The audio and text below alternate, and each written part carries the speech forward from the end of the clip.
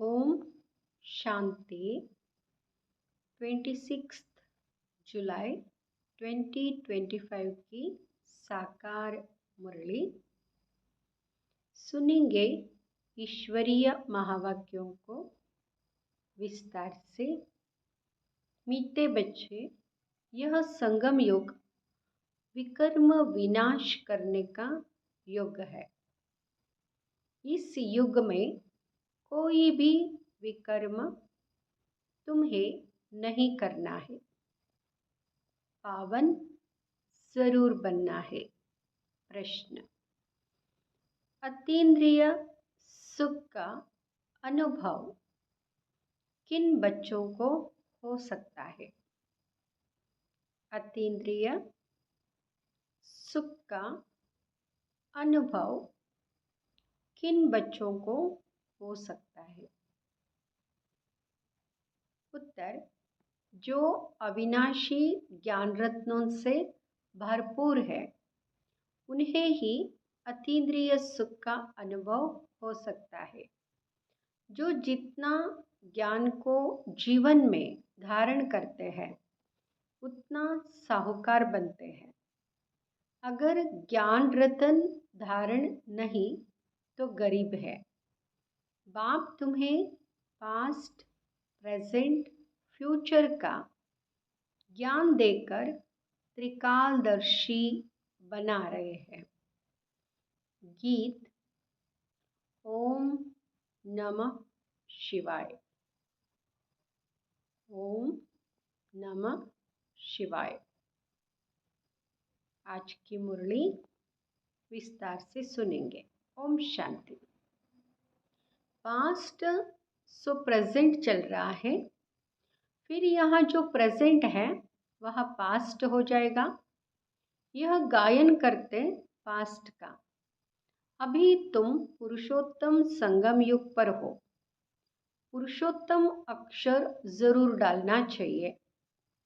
तुम प्रेजेंट देख रहे हो, जो पास्ट का गायन है वह अब प्रैक्टिकल हो रहा है। इसमें कोई संशय नहीं लाना चाहिए। बच्चे जानते हैं संगम युग भी है, कलयुग का अंत भी है। बरोबर संगम युग 5000 वर्ष पहले पास्ट हो गया है, अब फिर प्रेजेंट है। अब बाप आए हैं, फ्यूचर भी वही होगा जो पास्ट हो गया। फ्यूचर भी वही होगा जो पास्ट में हुआ था। इसलिए बाबा कहते हैं ये साइकिल है, चक्र है, फिरता रहता है। राजयोग सिखला रहे हैं, फिर सतयुग में राज्य पाएंगे। अभी है संगम युग। यह बात तुम बच्चों के सिवाय कोई भी नहीं जानते। तुम प्रैक्टिकल में राजयोग सीख रहे हो। यह है अति सहज।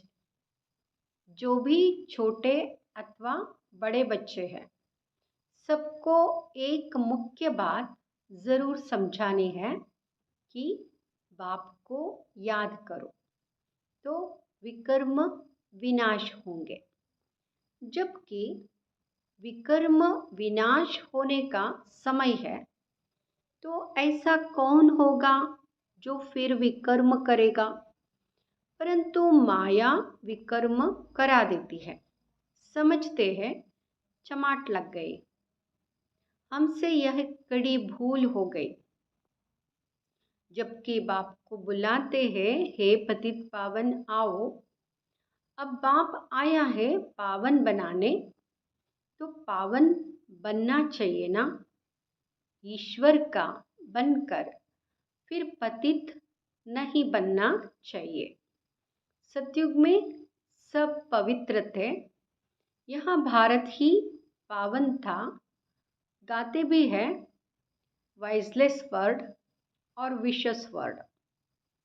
वह संपूर्ण निर्विकारी। हम विकारी हैं क्योंकि हम विकार में जाते हैं। विकार नाम ही विशस का है। अतिथि बुलाते हैं, आकर पावन बनाओ। क्रोधी नहीं बुलाते। बाप भी फिर ड्रामा प्लान अनुसार आते हैं। ज़रा भी फर्क नहीं पड़ सकता। जो पास्ट हुआ है सो प्रेजेंट हो रहा है। पास्ट में हुआ था, प्रेजेंट हो रहा है।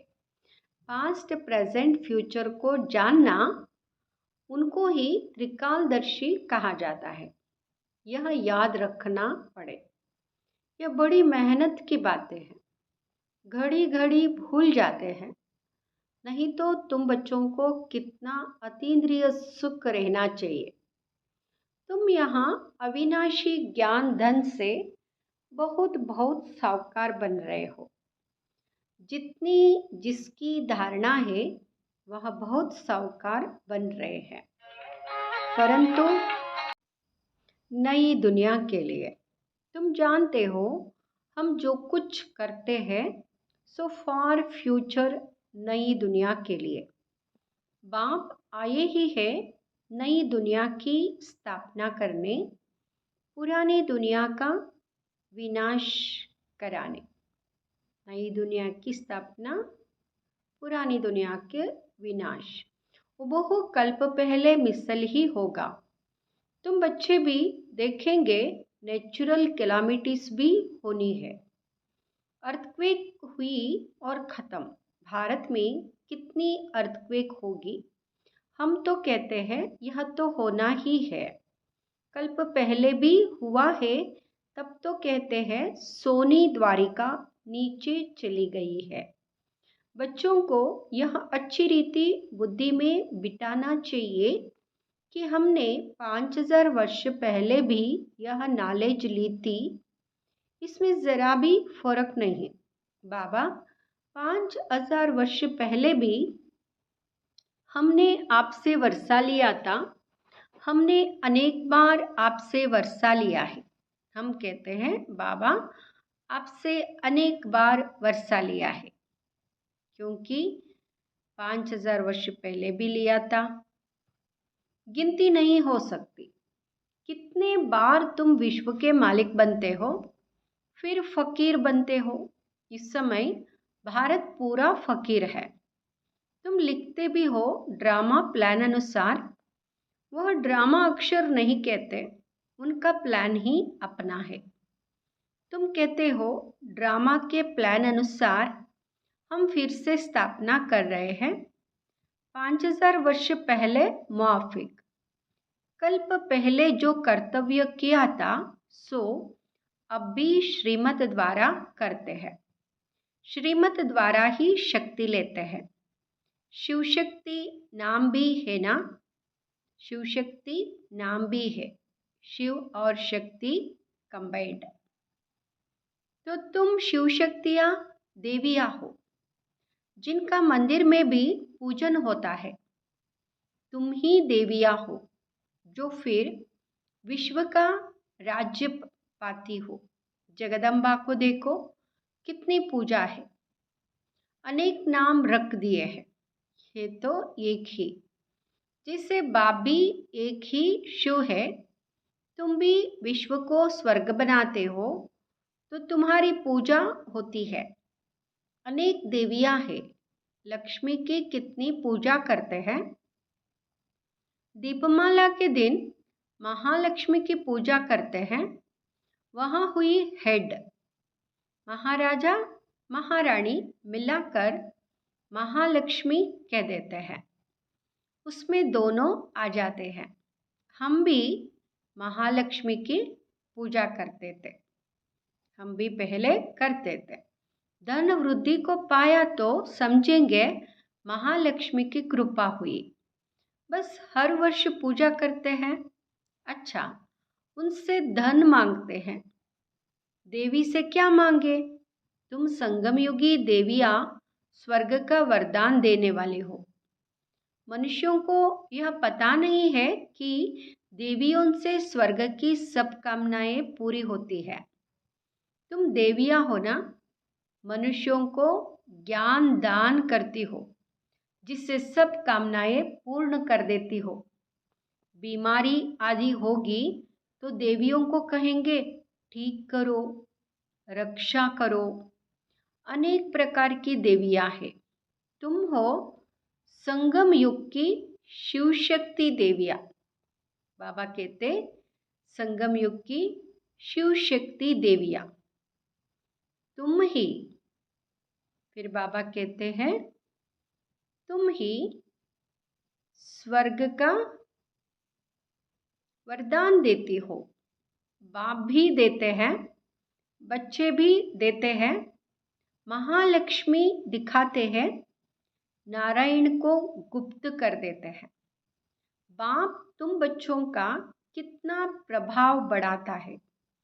देवियां 21 जन्म के लिए सुख की सब कामनाएं पूरी करती है।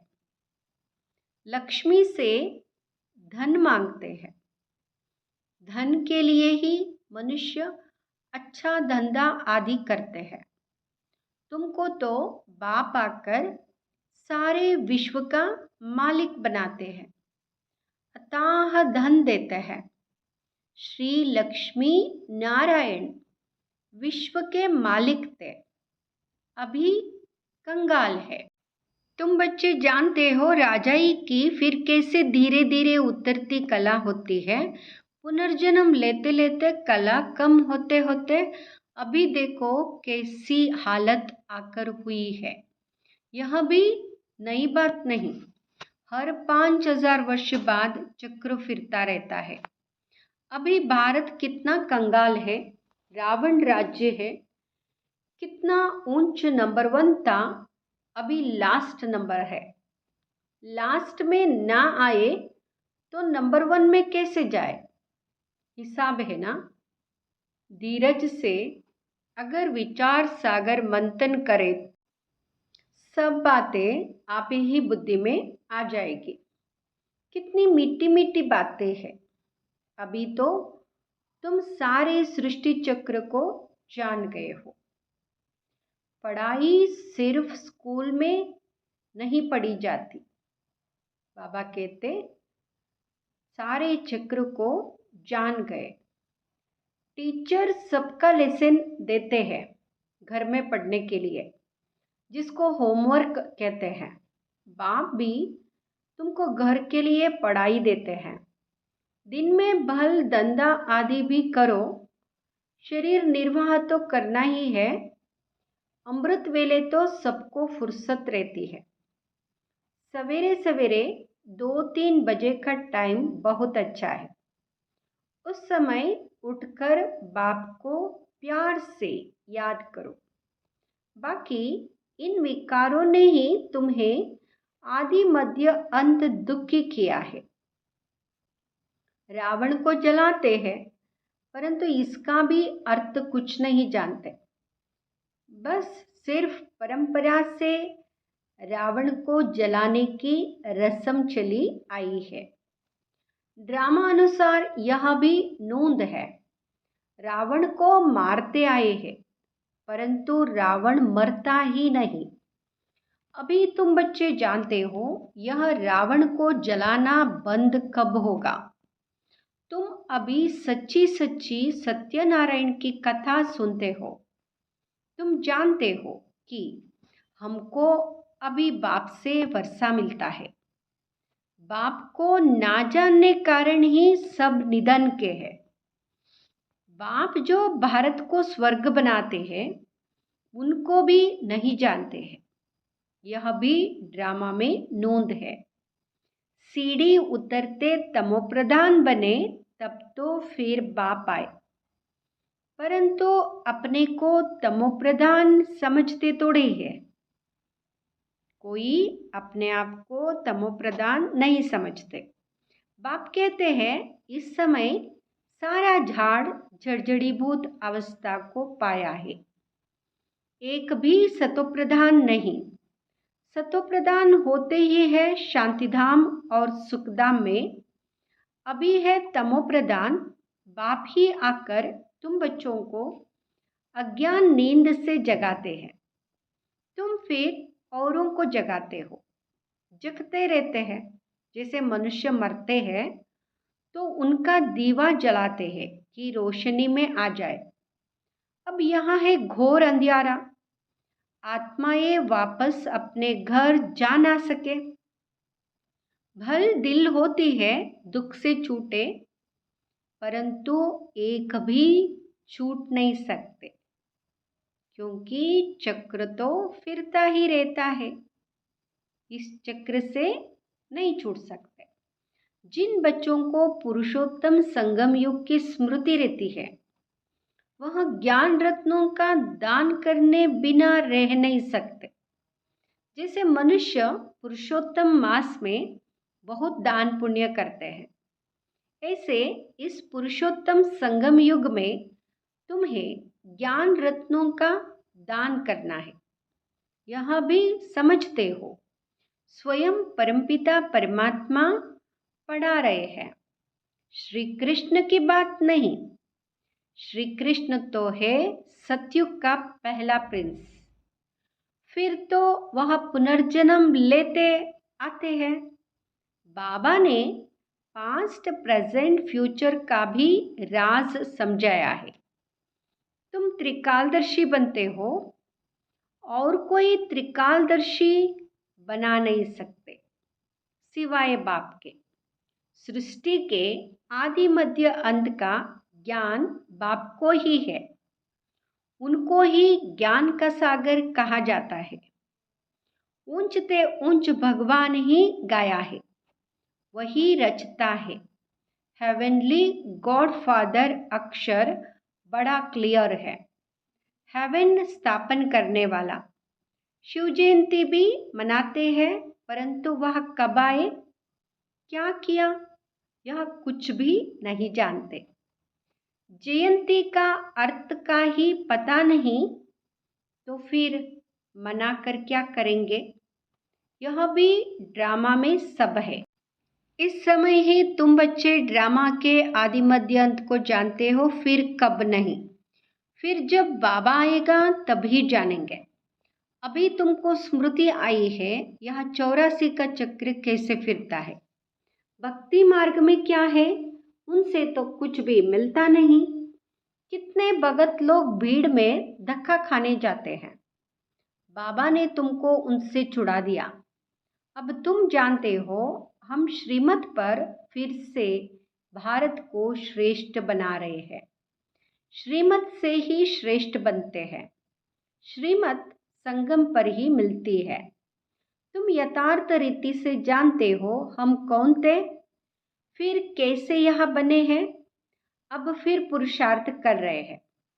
पुरुषार्थ करते करते बच्चे अगर कभी फेल हो पड़ो, अगर बच्चे पुरुषार्थ करते करते फेल हो पड़े तो बाप को समाचार दो, बाप सावधानी देंगे फिर से खड़े होने की।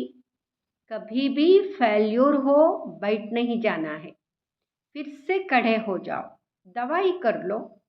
सर्जन तो बैठा है ना। बाबा समझाते हैं 5 मंजिल से गिरने और 2 मार मंजिल से गिरने का फर्क कितना है।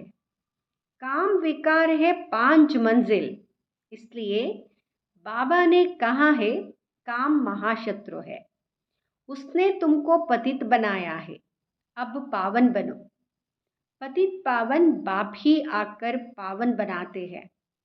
जरूर संगम पर बनाएंगे। कलयुग अंत और सतयुग आदि का यह संगम है। ये संगम माना कलयुग का अंत, सतयुग का आदि समय। बच्चे जानते हैं बाप अभी कलम लगा रहे हैं, फिर पूरा झाड़ यहाँ बढ़ेगा। ब्राह्मणों का झाड़ बढ़ेगा, फिर सूर्यवंशी चंद्रवंशी में जाकर सुख भोगेंगे। कितना सहज समझाया जाता है। अच्छा, मुरली नहीं मिलती है, बाप को याद करो। यह बुद्धि में पक्का करो कि शिव बाबा ब्रह्मा तन से हमको कहते हैं कि मुझे याद करो, तो विष्णु के घराने में चले जाएंगे। सारा मदार पुरुषार्थ पर है। कल्प कल्प जो पुरुषार्थ किया है हुबहू वही चलेगा। आधा कल्प देह अभिमानी बने हो, अब देही अभिमानी, आधा कल्प तो देहाभिमान में रहे। फिर बाबा कहते अभी तो देही अभिमानी बनने का पूरा पुरुषार्थ करो, इसमें है मेहनत। पढ़ाई तो सहज है, मुख्य है पावन बनने की बात।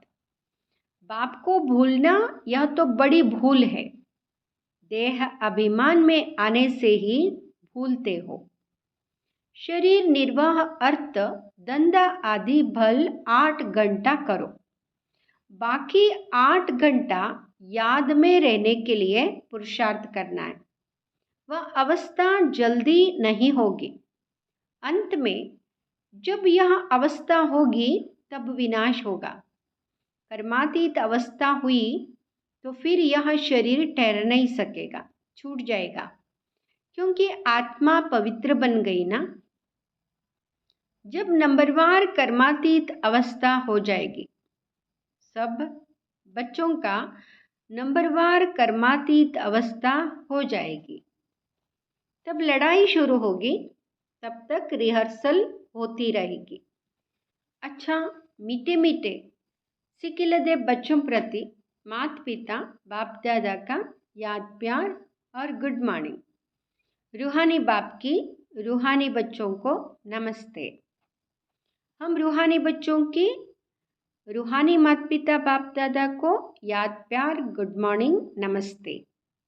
धारणा के लिए मुख्य सार। फर्स्ट, इस पुरुषोत्तम मास में अविनाशी ज्ञान रत्नों का दान करना है। अमृत वेले उठ विचार सागर मंथन करना है। श्रीमत पर शरीर निर्वाह करते हुए बाप ने जो होमवर्क दिया है वह भी जरूर करना है। दूसरा, पुरुषार्थ में कभी रुकावट आए तो बाप को समाचार देकर श्रीमत लेनी है। सर्जन को सब सुनाना है। विकर्म विनाश करने के समय कोई भी विकर्म नहीं करना है। संगम युग विकर्म विनाश करने का समय है, इसलिए कोई भी विकर्म नहीं करना है। जो भी है बीमारी सर्जन को सुना देना है। वरदान, अखंड योग की विधि द्वारा अखंड पूज्य बनने वाली श्रेष्ठ महान आत्मा भाव। अखंड योग की विधि द्वारा अखंड पूज्य बनने वाली श्रेष्ठ महान आत्मा भाव। आजकल जो महान आत्माएं कहलाती है उन्हों के नाम अखंडानंद आदि रखते हैं, लेकिन सब में अखंड स्वरूप तो आप हो। आनंद में भी अखंड, सुख में भी अखंड। सिर्फ संगदोष में ना आओ।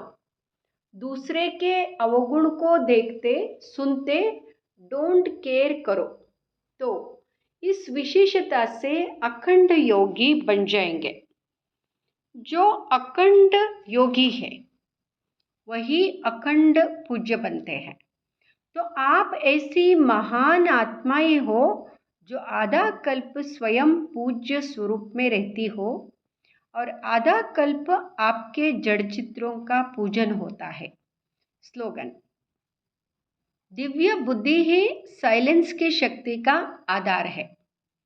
दिव्य बुद्धि ही साइलेंस की शक्ति का आधार है। अव्यक्त इशारे, संकल्पों की शक्ति जमा कर श्रेष्ठ सेवा के निमित्त बनो। संकल्पों की शक्ति जमा करो। जो अपने सूक्ष्म शक्तियों मन बुद्धि को हैंडल कर सकता है वह दूसरों को भी हैंडल कर सकता है। इसलिए स्व के ऊपर कंट्रोलिंग पावर, रूलिंग पावर हो तो यही यथार्थ हैंडलिंग पावर बन जाती है। चाहे अज्ञानी आत्माओं को सेवा द्वारा हैंडल करो, चाहे ब्राह्मण परिवार में स्नेह संपन्न संतुष्टता संपन्न व्यवहार करो, दोनों में सफल हो जाएंगे। ब्राह्मण परिवार में स्नेह संपन्न संतुष्टता संपन्न व्यवहार करो तो सफल हो जाएंगे। ओम शांति।